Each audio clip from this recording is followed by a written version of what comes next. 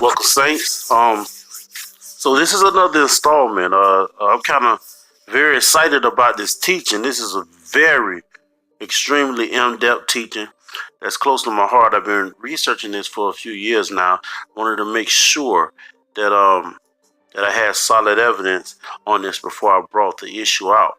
Um, so the name of this teaching is called Identity Theft, and this is part one, the migration.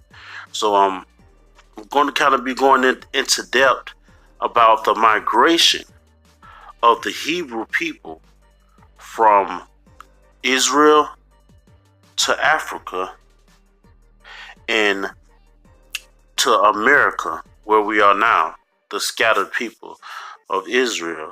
Now there has been a lot of cover up. There has been a lot of supposedly destroyed evidence and misplaced evidence. But what we're going to do is we're going to solidify the case today. We're going to go over biblical evidence and scripture, and we're going to go over historical evidence also, the evidence that we have left that's not either destroyed or in the catacombs of the Vatican. So moving forward, we're going to start off by talking about Moses and Aaron and how God sent him to Exodus his people from Egypt, from bondage. But the first question is, why were we in bondage?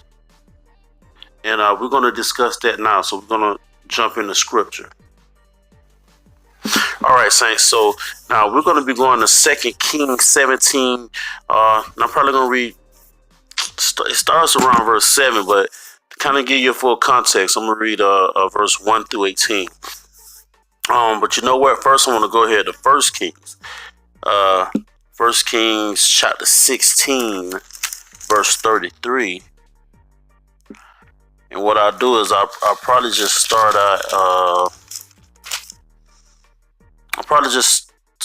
at verse 29. Okay, so this is talking about and it pretty much started, and it's crazy that it started with Jezebel and Ahab, and that spirit, that Jezebel spirit and that Ahab spirit, and they both now are running rampant in the church, not just in the church, but man, those are some powerful spirits. And later on in First Kings, it even talking about how Elijah wished to die. He ran from this Jezebel. It was a powerful spirit. So we're just going to go ahead and get into scripture. Verse 29 reads, and this is chapter 16, verse 29.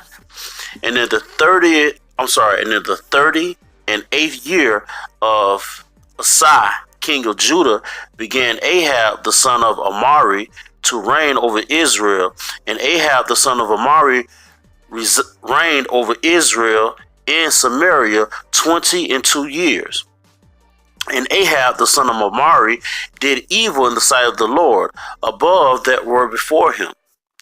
And it came to pass as if it had been a light thing for him to walk in the sins of Jeroboam. Y'all excuse me if I'm pronouncing these names wrong. The son of Nebat, that he took to wife Jezebel, the daughter of Ethabal, king of Zidonians, and went and served Baal and worship him. So now it's talking about before, the kings before didn't do these evils, but it's saying that he married Jezebel, the daughter of Ethabal, and they worshiped Baal. And he reared up an altar for Baal in the house of Baal, which he had built in Samaria. And Ahab made a grove, and Ahab did more, and this is the key, Ahab did more to provoke God of Israel to anger than all the kings of Israel that were before him. Now we're going to go ahead and jump to 2 Kings. Start at 17. See, this is crazy. See, he did more, and what provoked God was the the worshiping of Baal, the serving of other gods, because we know that our God is a jealous God. Okay, moving forward. So this is 2 Kings chapter 17, verse 1. In the 12th year of Ahaz, the king of Judah, began Hoshea, the son of Elah, to reign in Samaria over Israel 9 years. And he did that which was evil in the sight of the Lord, but not as the kings of Israel that were before him. Against him came up a Shalmaneser, king of Assyria, and Hoshea became a servant and gave him presents. And the king of Assyria found conspiracy in Hoshea, for he had sent messengers to the king of Egypt and brought no present to the king of Assyria, as he had done year by year. Therefore the king of Assyria shut him up and bound him in prison. Verse 5. Then the king of Assyria came up throughout all the land and went up to Samaria and besieged it 3 years. In the 9th year of Hoshea, the king of Assyria took Samaria and carried Israel away into Assyria and placed them in Halah and in the harbor by the river of Gozan and in the cities of the Medes. All right, so verse 7, and we're almost done here. Verse 7, for so it was that the children of Israel had sinned against the Lord their God, which had brought them up out of the land of Egypt from under the hand of Pharaoh, king of Egypt, and had feared other gods, and walked in their statutes of the heathen, whom the Lord cast out from before the children of Israel, and of the kings of Israel, which they had made. And the children of Israel did secretly those things that were not right against the Lord their God, and they built them high places, in all their cities, from the tower of the watchman to the fenced city. And they set them up images and groves in their high hill and under every green tree. See, we talking about now the influence of Ahab and Jezebel. This all started from the influence of Ahab and Jezebel over Israel. All right, verse 11. And there they burnt incense in all the high places, and did the heathen as did the heathen whom the Lord carried away before them, and wrought wicked things to provoke the Lord to anger. For they served idols, wherefore the Lord had said unto them, ye shall not do this thing. And you can refer to Exodus 20:4, Leviticus 26:1, and Deuteronomy chapter 5, verse 7 and 8. Also, Deuteronomy chapter 4, verse 19 for references to that. Verse 13. Yet the Lord testified against Israel and against Judah by all the prophets and by all the seers, saying, turn ye from your evil ways and keep my commandments and my statutes according to the law which I commanded your fathers, and which I sent to you by my servant the prophets. Verse 14. Notwithstanding, they would not hear, but hardened their necks like the necks of their fathers, and did not believe in the Lord their God. Verse 15, and they rejected his statutes and his covenant that he made with their fathers, in his testimonies which he testified against them. And they followed vanity and became vain, and went after the heathen that were round about them, concerning whom the Lord had charged them, that they should not do like them. Verse 16, and they left all the commandments of the Lord their God, and made them molten images, even 2 cows, and made a grove, and worshiped all the host of heaven, and served Baal. Verse 17, and they caused their sons and their daughters to pass through the fire, and used divination and enchantments. They was in the sorcery and witchcraft. They was using divination. That's spells. That's witchcraft. And sold themselves to the evil in the sight of the Lord, to provoke him to anger. Wow. It say they sold themselves to evil in the sight of the Lord. See, they wasn't just doing evil, but they gave their whole life to this evil, to this wickedness, to this witchcraft. Verse 18, this is the last verse. Therefore the Lord was very angry with Israel and removed them out of his sight. There was none left but the tribe of Judah only. Wow. So this is it right here. This is why Israel was put in the bondage. Just say that all except the tribe of Judah only. That's powerful. Let me read verse 19. Also, Judah kept not the commandments of the Lord their God, but walked in the statute of Israel which they made. And the Lord rejected all the seed of Israel and afflicted them and delivered them into the hand of spoilers until he had cast them out of his sight. Wow. So wow, I mean, that's right there alone. There's a lot of insight on why Israel was put into captivity in the first place. So basically, it was a idolatry spirit, a witchcraft spirit, the worshiping of other gods, the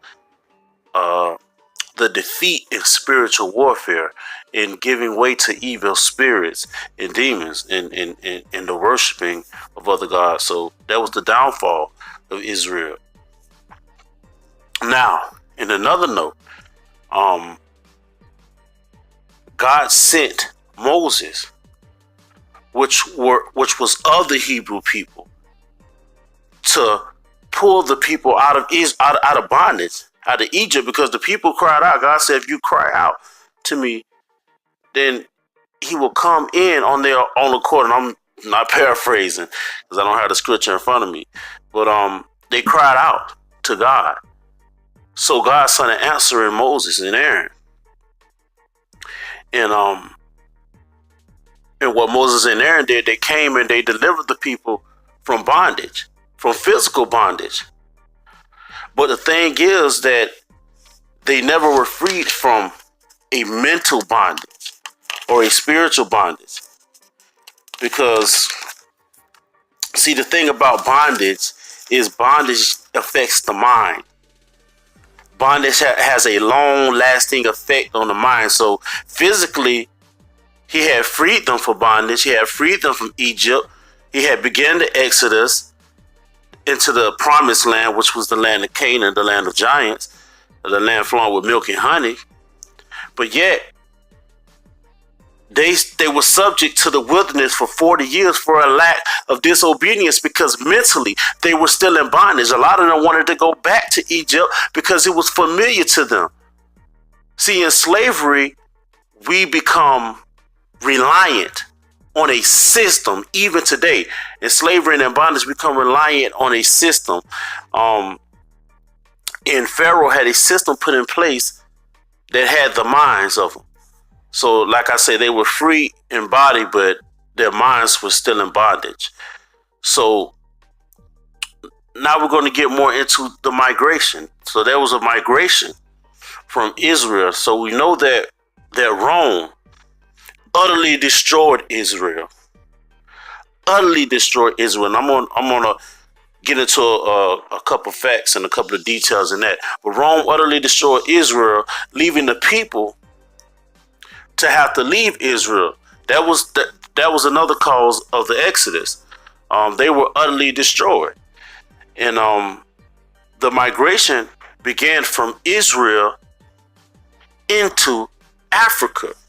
And that's where a lot of Hebrews are. If you go to Ancestry.com or you check your DNA, it usually brings us right back to Africa or to the Congos or or those countries and those nations. So but the thing we have to realize is that we are not African. The Africans didn't accept us. The Africans were the one that gave us into slavery to the Assyrians and to the Europeans. But like I say, I don't just want to tell you it. I want to give you some scriptures, and I want to give you evidence. So that's the next topic what we're going to be going into: the migration from Israel, trying to get to Canaan, the utter destruction of Israel from Rome, leading to a journey from Israel to Africa and then on to the United States. So I believe it was 70 AD. That was the actual day that Rome sacked the temples and destroyed, utterly destroyed everything in Israel. Like, there had to be an exodus at that point. They utterly destroyed everything. So in the journey, that's when the journey begins from Israel through Africa, and eventually we were sold into captivity in Africa, because the Africans would tell you that the Negro people don't belong here. See, we are not African. The Africans are true pagans. They worship wood, stone, and everything else. We were not the African people. Now, we went to places that's originally when Christ was small. That's why he went. That's why he went into. That's why they fled. Mary and Joseph, they fled because they wanted to blend in with people that looked like them, because they were of dark color. They were of a Negro race. So basically, we went on a voyage to Africa and we blended in with them because we looked like them, but they know we weren't them. So the Africans were actually the ones who sold us into slavery. Once again, like I said before, and we do have evidence through DNA. Actually, it's the Lemba tribe and the Igbo tribe. These are both Hebrews. These are both Jews who still go by Jewish cultures, and they actually are still in Africa. They never left. They stayed there. And not to get too scientific, but this can be found through DNA. The Lemba tribe and the Hebrews have a genetic code of E1B1A, and this is in Hebrew. This is a Jewish code, a Jewish genetic code, and it was Cohen DNA, called Cohen, Cohen DNA, which was actually descended directly from Aaron. So we're going to get into that further as well. Talking about the DNA, and then we're going to get into the Atlantic slave trade, where so-called a lot of the manifestos were lost. But originally, when we came from the boats, I know y'all seen in the movie Roots where Kunta Kinte was being beat, and they changed his name to Toby, and he wanted to keep his original name because it tracked back to who we were. But see, you got to understand that the demolition of Israel, the people of Rome, the Khazars, they took our identity. They changed our names. They took our identity, and they took on a role as being the Jews because they wanted to be God's chosen people, not knowing that in Deuteronomy 28, it talks about the curses and the generational curses of God's people, which we're going to get into. So I'm just going to go ahead and wrap up part 1 right here on the migration, because on part 2, I want to dig deep into some genetic codes. I want to talk about Kittim. I want to talk about Tarshish. We're going to get into the Khazars. We're going to actually get into Edom a little bit. We're going to talk about Rome. I'm going to save Esau for part 2, Jacob and Esau. But we will get into Joel chapter 3. We'll get into Isaiah, and we'll talk about DNA. We'll talk about the haplotype, and we'll talk about the haplogroup. Because these are essential components in breaking down our identity. Because it's been a big identity theft, and we must get to the bottom of it. So we're definitely going to get into the Zondervan Compact Bible Dictionary, which is awesome, and I would definitely advise you guys to go and research this stuff for yourself. That's why I give you these Bible verses. That's why I give you these research references so you can go back and do the research yourself. So Saints, thanks for hanging out with me. Part 2 is coming soon, and very soon. So keep your eyes out open. We're going to dig into some very in-depth topics. Love you guys. Shalom. Y'all be blessed.